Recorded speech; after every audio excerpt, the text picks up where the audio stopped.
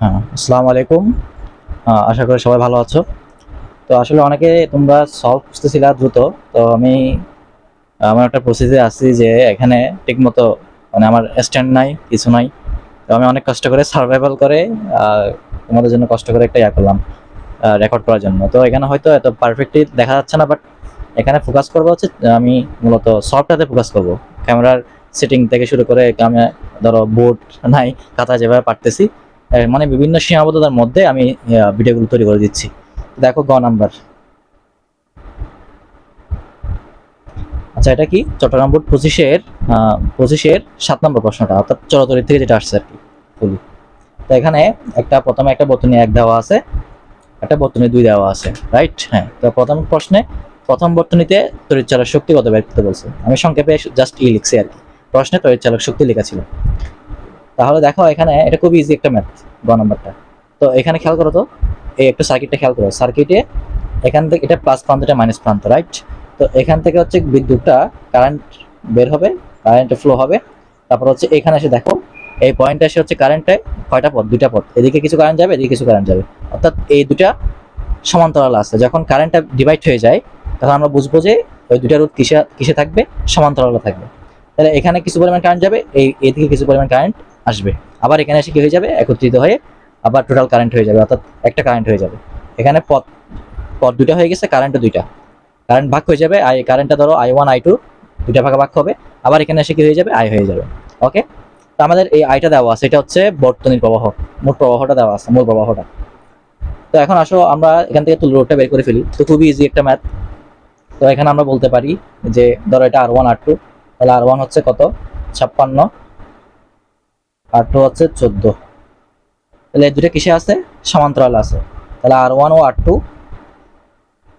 সমান্তরালে, সমান্তরাল সন্নিবেশে আছে।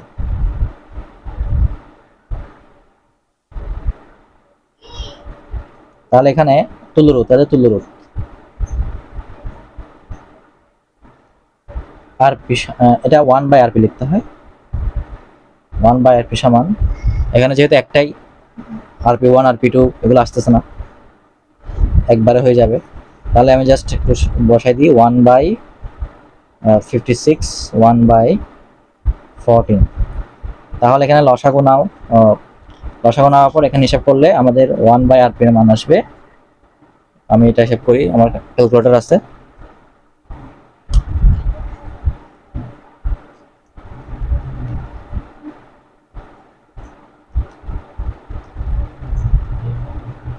তাহলে আমাদের আমি একদম হিসাব করে ফেলছি। দেখো এখানে উল্টাই দিলে এখানে একসাথে আরপি মান আসবে হচ্ছে তোমার সব হিসাব নিকাশ করার পর 11.2। এটা আমি একসাথে বসাই দিলাম, ঠিক আছে? ওকে, আমি জায়গায় করতেছি আর কি। এটা তো তোমরা পারবা। লসাগু নিবা, লসাগু নেওয়ার পরে হিসাব নিকাশ করে জাস্ট লাস্টে 1/RP মান আসবে, উল্টাই দিলে RP মানটা তোমরা পেয়ে যাবে, রাইট? আশা করি এটা এতটুকু বুঝছো। এখন আমরা এর পরের পার্টটার দিকে করবো, আশা করি দেখা যাচ্ছে। তাহলে ই বের করতে বলছে, তাহলে আমরা 1 নং বর্তনীতে আই সমান ই বাই কি হবে, আরপি। তো এখানে আমাদের ই সমান কি দাঁড়াচ্ছে, আই ইন্টু আরপি। তো আই দেওয়া আছে কত, 0.5। এগুলো দেওয়া আছে হিসেবে লিখতে হবে। এখানে কোথায় অ্যাড করতে হবে, এখানে অবশ্যই লিখতে হবে। তো এটা তো পরীক্ষা চলে গেছে, এভাবে লেখা লাগে আর কি, ঠিক আছে? আমি কিন্তু সংক্ষেপে করতেছি এগুলো জাস্ট। মোটামুটি আমি ফোকাস করতেছি জাস্ট আনসারটা। তোমরা তো অবশ্যই পরীক্ষার সাধারণত লিখবা। তাহলে 0.5 ইন্টু 11.2, অর্থাৎ 11.2কে অর্ধেক করে দাও, তাহলেই আনসার হয়ে যাবে। তাহলে কত আসে, 5.6 ভোল্ট, 5.6 ভোল্ট। তাহলে খুবই ইজি একটা ম্যাথ। এবার আসো ঘ নাম্বারটাতে যাই আমরা। কোথায় কিসে যাই, ঘ নাম্বারটাতে যাই। তাহলে দেখা যাচ্ছে, হ্যাঁ সোজা করি। তাহলে ঘ নাম্বার, তাহলে ঘ নাম্বারটাতে কি বলছে যে 2 নং বর্তনীতে, প্রশ্নটা আবার একটু দেখাই আমরা। তাহলে প্রশ্নটা একটু দেখো।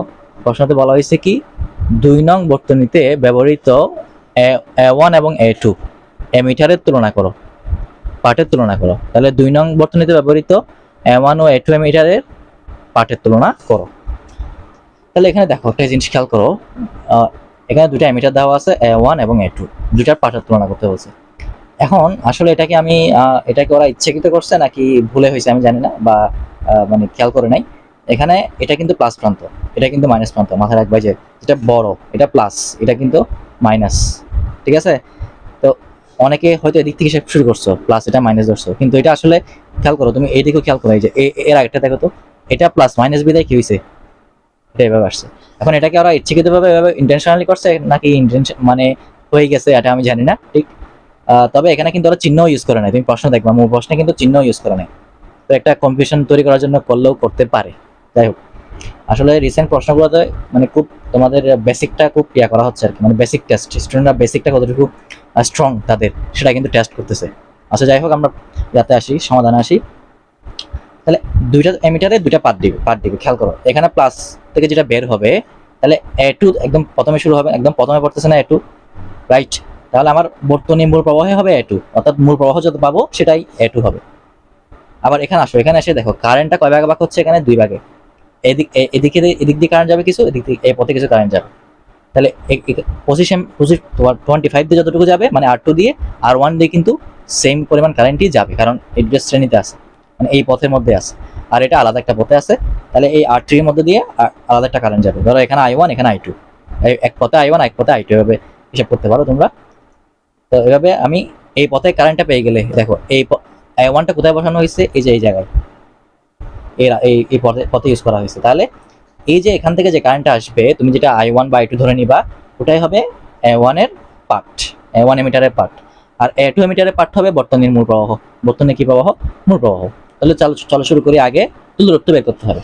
তাহলে মূল প্রবাহ বের করার জন্য অবশ্যই তুল্যরোধ লাগবে। তাহলে তুল্যরোধ বের করার জন্য দেখো একটু এখানে খেয়াল করো। তাহলে এই যে দেখো এখানে যেহেতু পদ দুইটা, এবং প্রথমে আসো এই দুইটা কিসে আছে, আর ওয়ান আর টু শ্রেণীতে, এবং তার সাথে আর থ্রি কি সমান্তরালে। তাহলে আমরা আর ওয়ান ও আর টু শ্রেণীতে, আমি একটু সংক্ষেপে লিখবো, আগে বলতেছি, শ্রেণীতে সংযুক্ত। তাহলে সেখানে আর এস সমান আর ওয়ান প্লাস আর টু, তাহলে 15 যোগ কত 25 সমান কত হয় 40 ওহম। তারপর এখানে আমাদের আরেকটা কি, এর সাথে হচ্ছে আর থ্রি কি বলো, এই যে এটার সাথে এটা যখন আমি দুইটাকে একটা করে ফেলবো, এর দিকে আসো, সরি, এবার দেখো তাহলে এই দুইটা তুল্যরোধ হচ্ছে কত 40। তাহলে আমি একটা তুল্যরোধ করে ফেলার পর একটা হিসেবে চিন্তা করবো, ধরো এটা নাই, এটা 40 হয়ে গেছে, দুইটা মিলে আমি একটা চিন্তা করবো তখন। তো এটার সাথে এটা কি থাকবে, সমান্তরাল, কারণ পদ দুইটা কারেন্ট ডিভাইড হয়েছে মানে এটা সমান্তরাল। তাহলে 40-এর সাথে 10, অর্থাৎ আর এস এর সাথে আর থ্রি হবে কি সমান্তরাল। তাহলে আর এস ও আর থ্রি সমান্তরাল সংযুক্ত। তাহলে এখানে বলো, এখানে আমাদের ওয়ান বাই কি সমান, আর পি সমান, সমান্তরাল যেহেতু, one by R S plus one by R three. তাহলে এখানে ওয়ান বাই আর এস বলতে আমরা বুঝবো 40 যোগ 10। তাহলে এখান থেকে হিসাব নিকাশ করার পর তোমার দেখবা যে এখানে কত আসবে, নিচে আমি যদি হিসাব করি 450, হ্যাঁ এখানে 5/40 আসবে, তুমি হিসাব করলে বুঝতে পারবে। 40 ভাগ করে 1 4, হ্যাঁ 5/40, তাহলে উল্টা দিলে তোমার 40/5। তাহলে সুতরাং আর পি সমান কত হবে, আর পি সমান হবে কত 8 ওহম। তাহলে আমরা তুল্যরোধ বলো, সুতরাং টোটাল তুল্যরোধটা কি দাঁড়াচ্ছে, তুল্যরোধটা কি দাঁড়াচ্ছে বলো তো আমাদের, আর তো নাই। আচ্ছা হ্যাঁ, খেয়াল করো এটার সাথে এখন এই আমরা তো এটা পুরোটা তুল্যরোধ বের করে ফেললাম, তার সাথে এখন আর ফোর আছে না, তাহলে আর ফোর কিসে থাকবে, শ্রেণীতে থাকবে। তাহলে আর ফোর এবং আর ফোর ও আর পি কিসে, শ্রেণীতে, লাস্ট এটা। তাহলে এখান থেকে আমরা তুল্যরোধ পেয়ে যাব। তুল্যরোধ হচ্ছে আর সমান, আর ডাইরেক্ট আর লিখলাম আমরা, অসুবিধা নাই। তাহলে আর ফোর প্লাস আর পি, তাহলে আর ফোর কত 7 যোগ 8, তাহলে কত হয় 15 ওহম। কত হয় 15 ওহম। ডান। তাহলে আমাদের এখন আই বের করতে হবে, মূল প্রবাহ, বর্তনীর মূল প্রবাহ আই সমান কি হবে, দেখা যাচ্ছে ই বাই আর।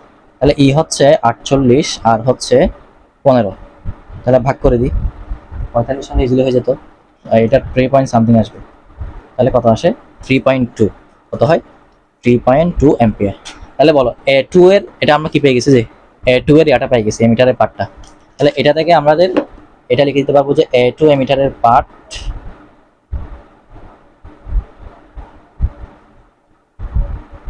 সমান মূল বর্তনীর পার্ট, মানে প্রবাহের পার্টটা। তাহলে এখানে আমরা লিখতে পারবো কত কত পাইছিলাম 3.2। ঠিক আছে, এটাকে তুমি I2 দাও, অসুবিধা নেই। I2 দিবা, I2 দাও, I2 দেওয়া যায়, অসুবিধা নেই, বা পার্ট লিখলেও হচ্ছে, যাই হোক অসুবিধা নেই। এরপর আসো, এখন এরপর হচ্ছে আমাদের বের করতে হবে কি A1 এরটা। তাহলে A1 দেখো তো, A1 এই যে বললাম চিত্রে দেখো, তাহলে এই পথ দিয়ে যে কারেন্টটা যাচ্ছে সেটাই হচ্ছে A1 এমিটারের পার্ট হবে।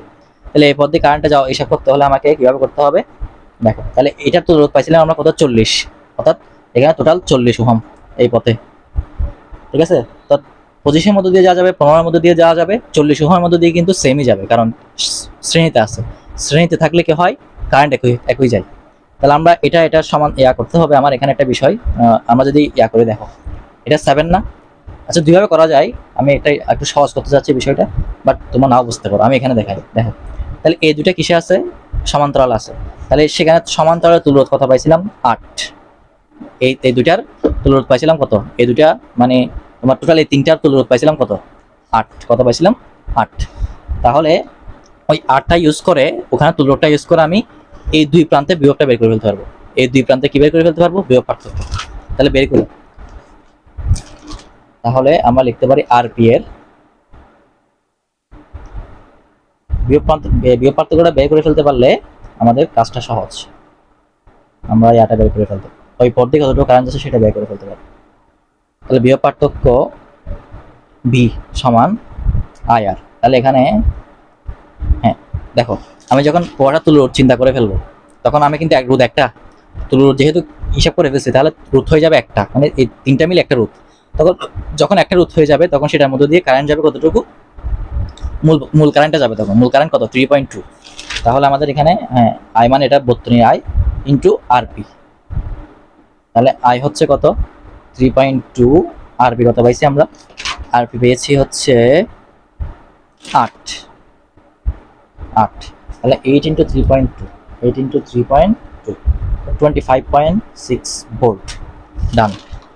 তাহলে এখন আমার এই দুই প্রান্তের বিভব পার্থক্য পেয়ে গেছি এটার, মানে এটা বলতে 40 ওহমের, আমরা 40 ওহম হিসেবে কাউন্ট করবো। ঠিক আছে, দুইটা না, আমরা এই দুইটাকে একটা হিসেবে নিয়ে, অর্থাৎ দুইটা তুলরোধ 40, ওটাকে হিসাব করে আমরা কি করবো, জিনিসটা করবো, তাহলে আমাদের জন্য ইজি হবে। ওকে, তাহলে 40 হলে এখন আমি 40 ওহমের মধ্য দিয়ে, বা এটাকে আমরা বলতে পারি আর এস এর মধ্য দিয়ে, দুটাকে আমরা আর এস লিখছিলাম না, আর এস লিখছিলাম কিনা, লিখছিলাম। তাহলে আর এস এর মধ্য দিয়ে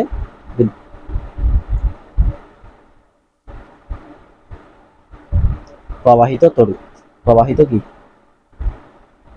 তড়িৎ, প্রবাহিত বিদ্যুৎ, যে কোনো একটা লিখো। তাহলে এটাকে আমরা ধরো I1 দিলাম, কি দিলাম I1।